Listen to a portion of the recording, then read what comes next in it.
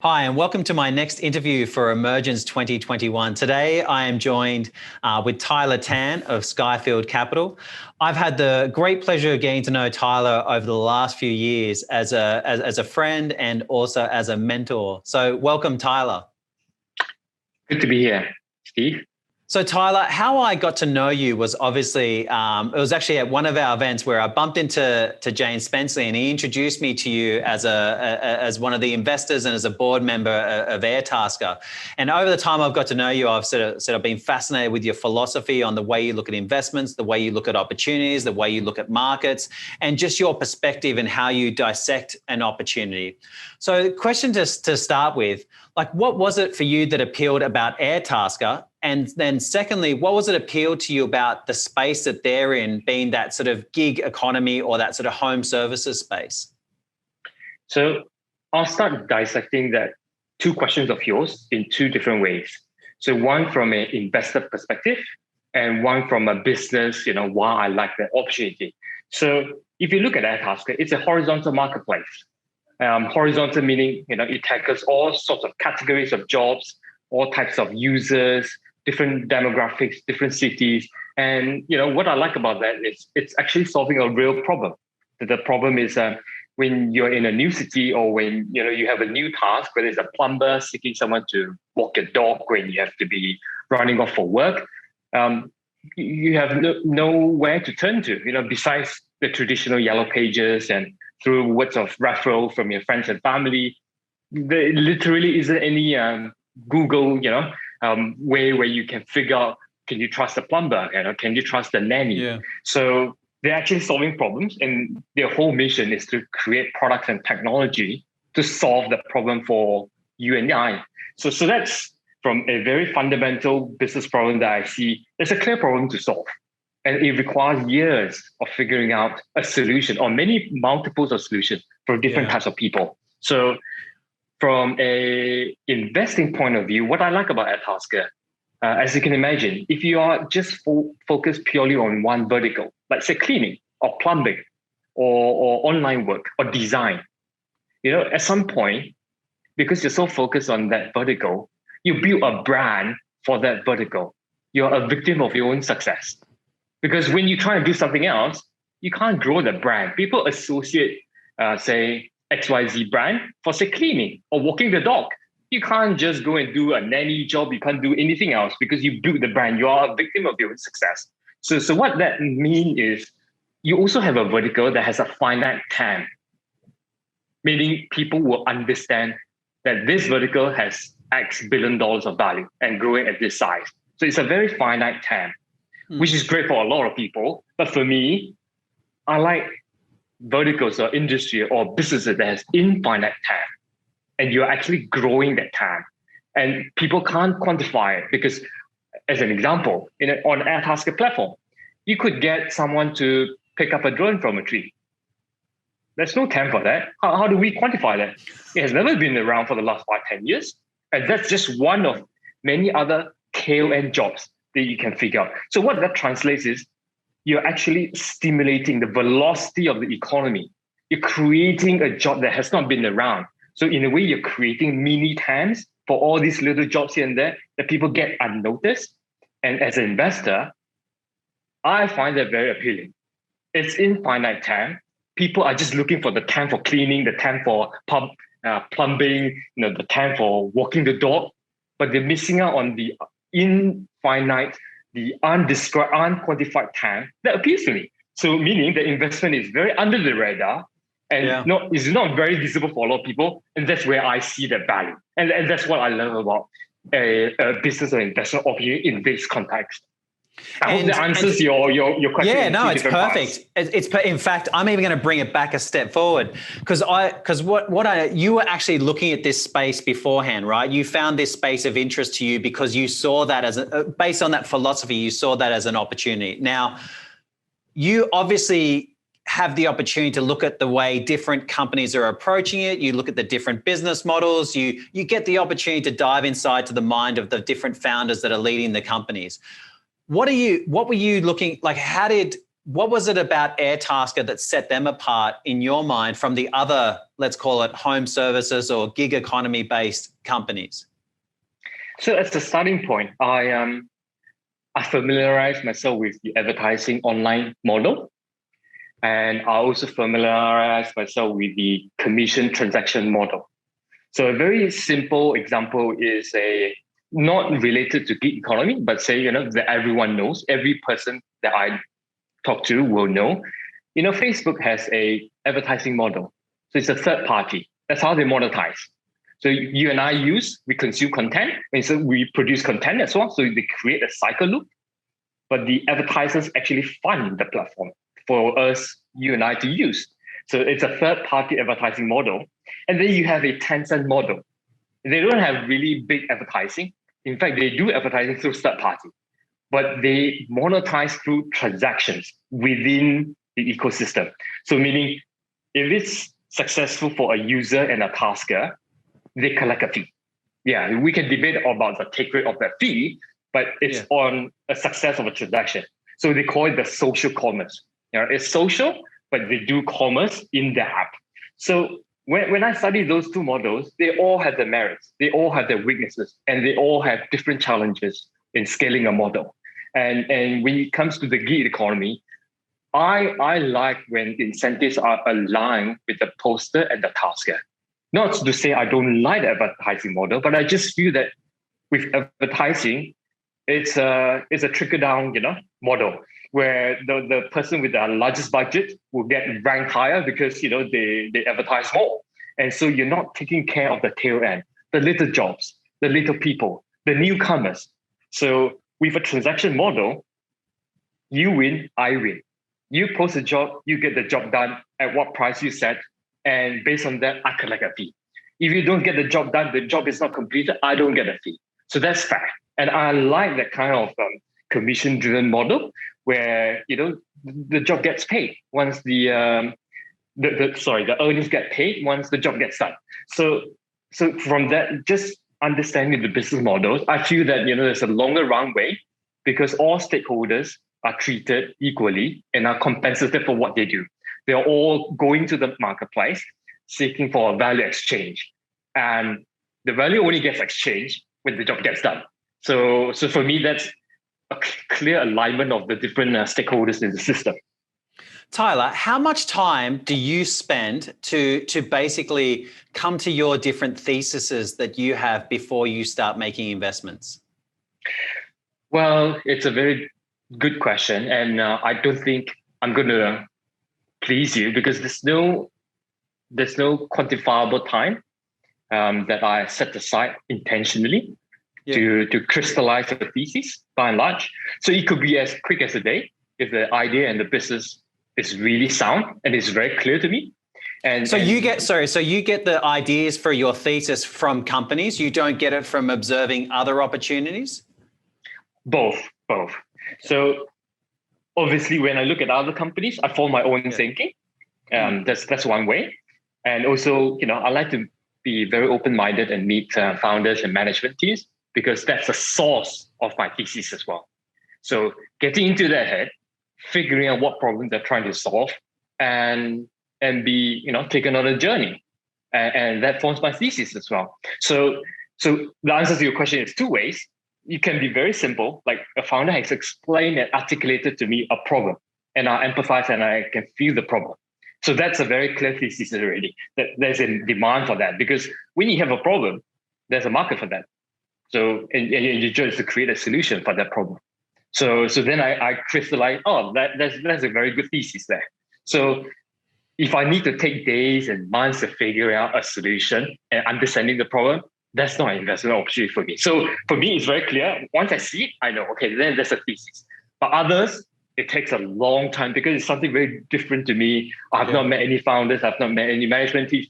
Then it can take as long as a year or two to figure it out. And at the end of the day, I might not figure out whether there's a thesis for me. And that's great because that's a journey. Yeah. Now, at least I know what I do not know. At least I know what I should not invest in because that's clearly a thesis that I don't understand. And I stay away from it. So it's not that the outcome is unsatisfying given the time I've invested in, but there's this journey that made me realize, actually, this is not a field that I like to participate in. I try so hard, I learn so much, and yet I cannot figure out how to get around the solution to the problem they're trying to solve. So I hope that answers your question. It's not a very quantifiable No, but it's good because what I said, I love the way you think. And actually, one of our first conversations, you actually helped install into me a psychology around for my specific area. In fact, the first thing you said to me was that you don't like my business model. And I thought that was really nice. And then you explained as to why. And then you highlighted to me that a lot of the great tech companies that we have seen, they've been able to do two things: aggregate one side of an ecosystem and then commoditize the other side via their platform. And that stands true to obviously what Airtasker has been able to do in being able to aggregate users and then also being able to commoditize the transaction via the suppliers. And the next part to me, so that's forming the thesis, right? And I think that's interesting. The second part is obviously having a chat directly with the founders. Now, when you're having your first discussions with founders, what types of questions are you asking, and what are you trying to get out of them? What are you trying to understand? So, on a very high level, I think most investors, most people who with capital to deploy, whether they are retail or institutional, they're always trying to figure out from the founder what is the problem that's trying to solve, right? And that's very clear to me as well. So try to understand the problem they're trying to solve. That's one. The second then is, are you the best person, or do you have the best team to solve that problem? And two. So that's the second level of questioning for me, or understanding. And the third level is, why are some conventional solutions failing to solve the problem? What is the problem that they are facing that you think you can create a new solution for the problem? So I want to understand, what is the conventional solution to the problem, and what is the difficulty for the other founders in that space trying to solve? And what is your solution so different from other solutions? And what makes you feel that you are confident in executing that solution to that problem? So there are multiple layers, but it takes me through the journey of a founder trying to solve the problem, finding a different way to solve the problem, and finding a different way to scale the problem and to solve the solution. And through the journey, I understand the founder better. So then, the next step will be, okay, so can I see your vision, your story of solving the problem through a product? Is the product telling me what you say, right? So when I look at the product, I'll be figuring out, okay, so there's a problem there. And this is what the founder has told me that he's trying to solve with this feature and that feature and that feature. And then you try and piece together and try and connect the dots. Do they all connect to a story? Can you tell a story from the product, what the founder or the management team has said about how severe is the problem, how frequent is the problem, how difficult the challenge is solving the problem, and they try so many solutions here and there, and they found that this solution they think can work best. And do you believe in the solution? If you don't believe in the solution, you should not be part of the journey as an investor or as a shareholder. You need to believe in the solution, and you need to think that the solution can work. So that's one step, right? Having a solution that can work. You mentioned something very specific about, is there a scalable way to solve that problem? What questions are you asking the founder about their business model, their thinking, their structure, to help extract that out of their minds, how they're approaching it? So scalability is a process. So you need a mixture of infrastructure, your team, the back end, the front end in today's day and age. And also where you deploy your capital, right? So if you can imagine, very, very high level, very simple terms, I'm the best chef in the world. I sit in my kitchen, right? And I do the best work that I do. Customers come to me because I cook best, but I can't scale. There are not many talents around to scale. So I need to invest in the time and effort to hire new chefs, up and coming chefs, and try and train them. And that system or that religion of finding more and more pilots to train, that is what we call by scaling. How much effort you take, what are the systems and processes that you have to invest in to create more and more pilots so that they can, grow your franchise. So it's a very slow, steady process of trying to scale, because no one knows how to scale. It's very difficult. You need experiments. You need trial and error. You need patience of investors who are willing to put up the capital for you to experiment. And that scaling gets better and better. But hopefully, you can scale yourself out of the problem. So, then you can talk about, areas where you can scale like marketing, performance marketing, or above the line marketing. You can talk about scaling your infrastructure, your front end, your back end. You can scale a lot of resources up and down across the geography, across verticals. But at the end of the day, it's a process. It's a culture, it's a discipline that the team should be able to figure out how to replicate and do it in a very repeatable way where we have a go-to-market strategy. We know what works. We know what doesn't work. And this is how we scale. So scaling is although it can be very technical. And are you looking for product-led companies that in a scaling model or a technology-based scaling? Well, I'm going to disappoint you again. I have a lot of answers to a lot of different questions. So subject to different industries, subject to different business models, sometimes I like brands, meaning the investment dollars, the capital that you raise from shareholders goes to building a brand, right? So that is specific to certain industries. I love that. In some other industries, which is more my inclination, you don't spend the money on marketing. The product pulls the users. So there's a pull effect rather than a push effect. You're not trying to spend money to subsidize, to get them incentivized to come to you, because these are the users who are going to tail away. They're going to churn away because they're only attracted to you because of your marketing dollars. But it's the product that pulls people. And the reason why the product pulls people is that's a real problem to solve. And people love your product. They come to you. So that's the product-led growth that I am more inclined towards. And that feeds into then you're looking at how do you scale multiple products or multiple features so that you don't get stagnant. You can get out of the asymptote, to get out of the next S-curve. And that's the founder or the management team has a culture of experimenting. Are they fearful of experimenting? Do they have a consistency in developing a product? And what is the velocity of the product development? I was going to say, and if they're doing that, if they are experimenting, if they're trying stuff, if they're failing, how are you supporting them as a shareholder in that, or as a board member? Well, it's a double-edged sword. Obviously, when they experiment, and in reality, those experiments don't turn out well. Well, that's the reality. That's a VC world for you. And when they don't turn out well, they burn cash. It's written down, right? So that's it's a very painful mistake as a shareholder.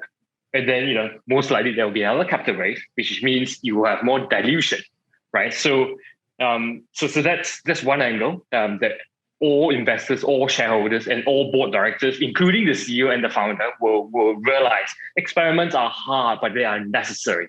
So the key lesson is, why did you do the experiment?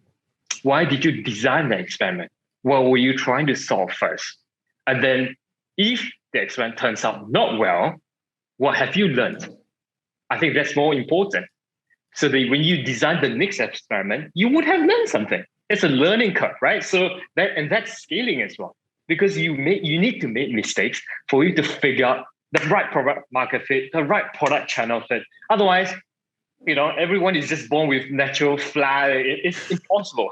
That's not how the world works. It's through failures, through mistakes, through experiments that one gets better and better, and you create a flywheel of experimenting, failing, and then hopefully that through the journey of a shareholder, you see the light in the tunnel. You found a product, that has the right market fit and with the right price point. You find the right cohort of users, and that's when you realize it's through the years of hard work experiments you figure out you have the aha moment, the eureka moment, and that most founders will be proud of.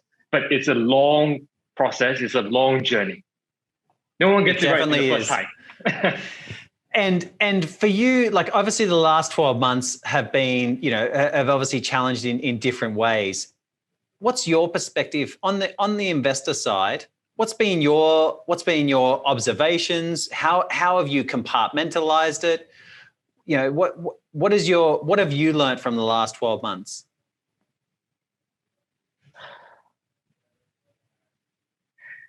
Well, one thing that I have learned, or one thing that has validated my thinking all the while, is investing is not easy. It's never easy. Whoever thinks it's easy should be lying to themselves.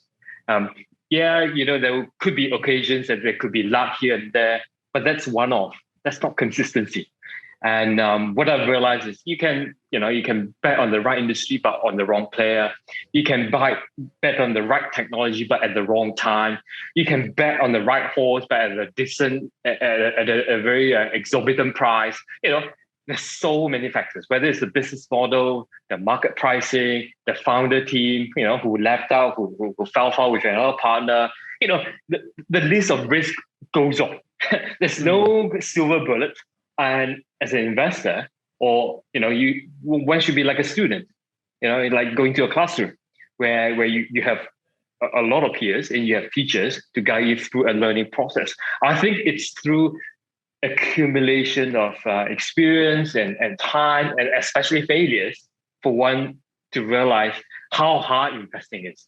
And otherwise, everyone should just buy an ETF or should just buy a CBA or a BHP bulletin that pays a dividend. Then, if that's investing, that's great. It's also for investing, but you don't get the know-how of compounding your knowledge with compounding your capital. So compounding capital requires compounding of knowledge and that know-how on how you execute your investments. And to me, that's something that I will be a student for the next 50 years of my life. Still. I love that line. The compounding of knowledge, or the compounding of capital requires the compounding of knowledge. I absolutely love that line. And as you're thinking about, obviously you get to see a lot of, how many opportunities would come across your office in the space of a month? Well, if I annualize this, maybe about 10 in a month, more or less. Or maybe. And they're from trusted referrals, typically? No, they come from different sources. Okay. Like I said, I don't have a very clear answer for a lot of questions by and large. Sometimes the best investments are outliers, anomalies. They come from different parts of the world. They come from different places, of the most random people that you can meet, of the most random founder that you can think of. When they are very trusted, when they are very, secure, you have a funnel, you have a process, that's very mainstream. That's beta for you. That's what I call that's beta, because everyone is looking at it. It becomes very obvious. Then where's the investment alpha? That's my honest answer. So my sources come from everywhere. Anyone. It's very random. I could look at 10 deals in a month, or even just 2 deals in a year. Time is of essence. It's about figuring out what is right, not what deals can I do, what investments can I make, how can I exit. I mean, if you have those secondary elements, then it's hard to be a professional, true investor that always, perfect your skill every single time. It's a drag, it's a long marathon. Yeah. And for now, as you're thinking about this next sort of 5 to 10 years, what sectors are you looking at? What's your underlying thesis about how you're sort of assessing different technologies, different sectors, different market environments, even different countries? What's your high level thinking on those different areas? Well, I've always believed in the internet and the power of mobile phones on what they can do to create new economies, new companies. Like, for example, Uber is built on an Apple app, right? So without the Apple Store, Uber would not be around today. And so I think there are still plenty of opportunities. We're just at the very beginning of the internet mobile revolution. We're still at infancy for the cloud adoption. Everyone is talking about the cloud, but how many applications, how many companies are actually cloud native? They are hosted in the cloud doesn't mean they are cloud native.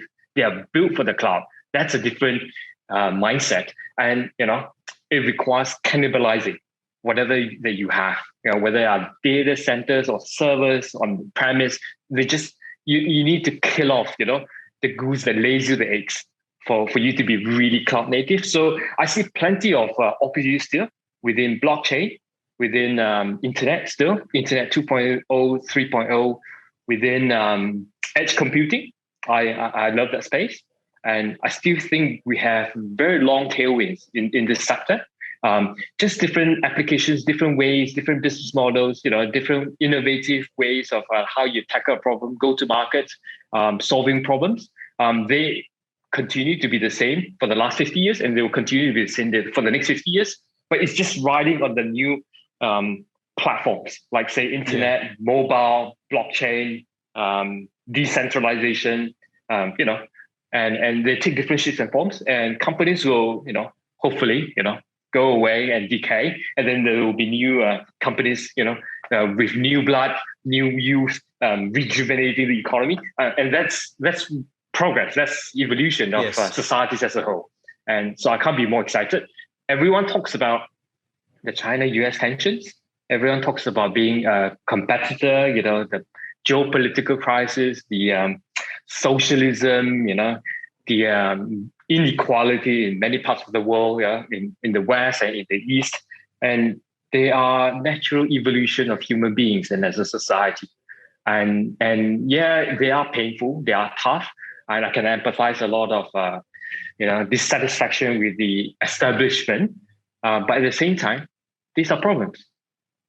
So with problems, you just look on the optimistic side. With problems, there will be solutions. And when there are solutions, there will be investment opportunities. And so I keep myself optimistic in that way. The more problems I see with China, US, the more problems I see with inequality and climate change, the more opportunities I get excited about.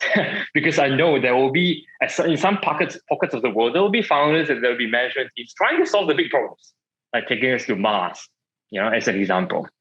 Whoever who says that, resources are finite. Nah, that's not true. Resources can be infinite if we, take ourselves to Mars and planet Moon. So, there's always a good problem to solve. So I'm very optimistic about the future.